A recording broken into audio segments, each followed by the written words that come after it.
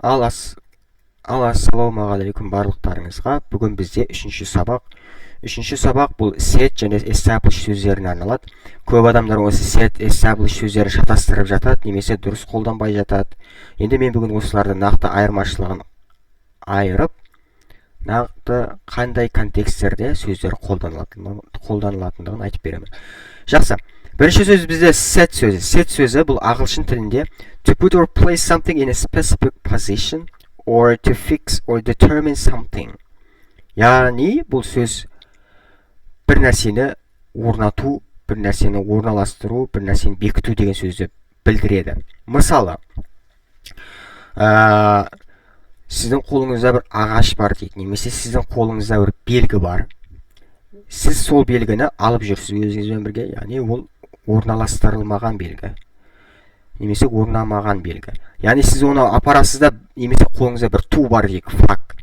Сіз сол флагты барасыз да, бір жерге мықтап қадайсыз, ол сол жерге орналасады. Яғни орналасты деген сөз. Яғни сіз кетсеңіз де, қандай эффект болса да, қандай эффекті болса да, мысалы жел болса да, дауыл болса да, ол нәрсе құламайды, сол жерде тұрады. Сол жерге ол орналасты, және де қазіргі уақытқа дейін, немесе мәңгілікке дейін жалғаса береді, сол жерде тұра береді. Сол орналасқан сол жерге. Міне осындай мағынада біз set сөзін қолданамыз. Және де establish деп оқылады екен. Establish.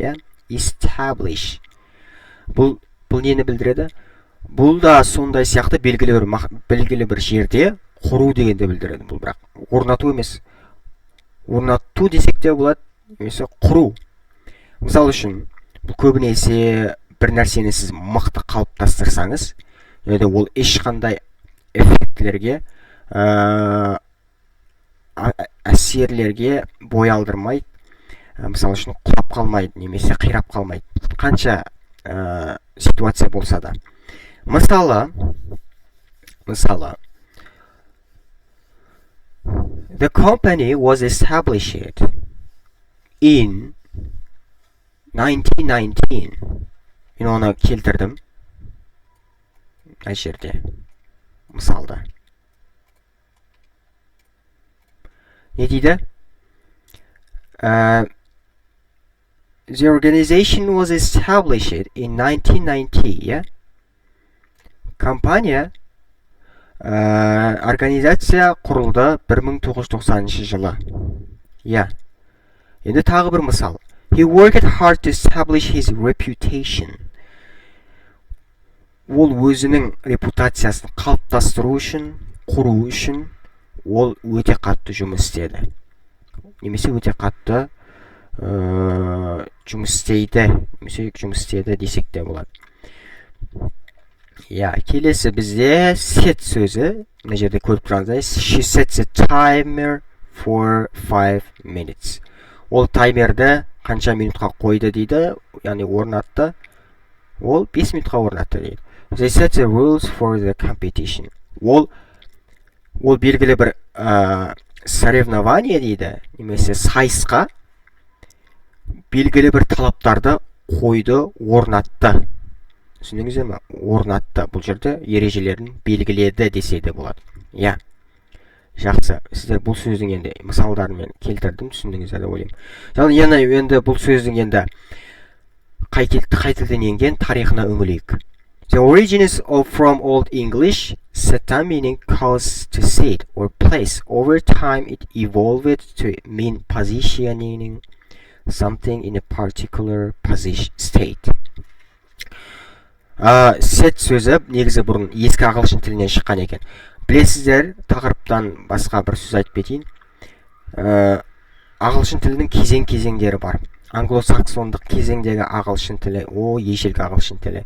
Немесе одан кейін барып ескі ағылшын тілі деген бар. Немесе мына Шекспирдің кезіндегі ағылшын тілдері бар. Одан кейін барып тағы да әртүрлі факторлардың әсерінен қалыптасқан бұл ағылшындар. Одан кейін барып мысалы қазіргі кездегі ағылшын тілі бар.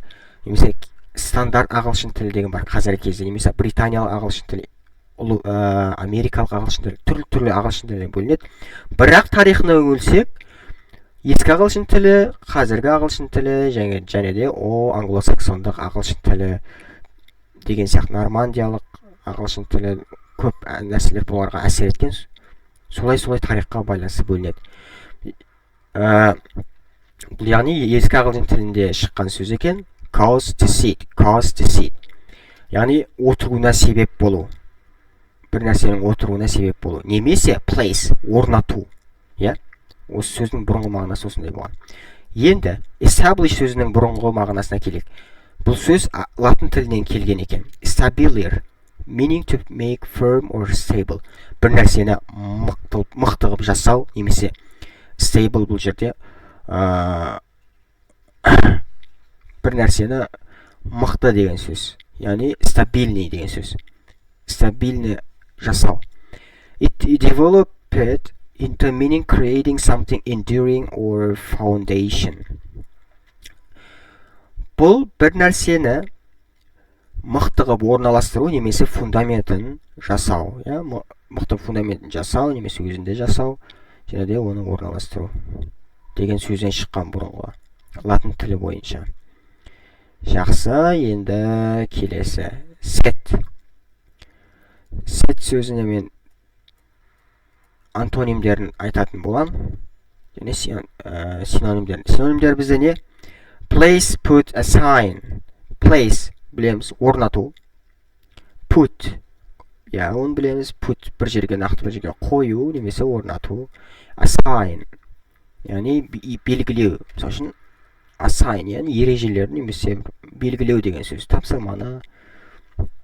Енді антоним. Remove, displace. Remove алып тастау. Және орнатқан нәрсеңді алып тастау. Displace ол орнатқан нәрсеңді бұлда. Displace бұлда. Алып тастау немесе алып қою деген сияқты мағына білдіреді. Келесі. Establish, create, found, institute. Create бір нәрсені жарату, бір нәрсеге фундаментін жасау, оны құру деген сияқты. Establish осы. Антоним қандай екен? Destroy, abolish. Қирату, немесе бұзу, жоғалту деген сөз. Мінекей осылай. Ал енді қайтадан оралайық, қорытынды жасайық. Орнату, орналастыру, нақты бір нәрсені белгілеу, орнату бұл set деген сөз. Яғни сіз сол нәрсені қоясыз, содан кейінгі уақыттың барлығында бұл бар болады. Яғни сол жерде тұрады, орнатылған деген сөз. Ал енді establish сөзі бұл бір нәрсені құру, қалыптастыру, ол мықты қалыптасты. Және де ол қазіргі кезге дейін немесе мәңгілікке дейін жалғаса беретін құрылған нәрсе. Яғни құру деген сөз. Бұның барлығы етістік. Екеуі де мынау establish сөзі құру, қалыптастыру болса, set сөзі орнату, орналастыру деген сөзді білдіреді. Ал жақсы, тыңдағандарыңызға рахмет. Сабақ үшін де барлықтарыңызға рахмет.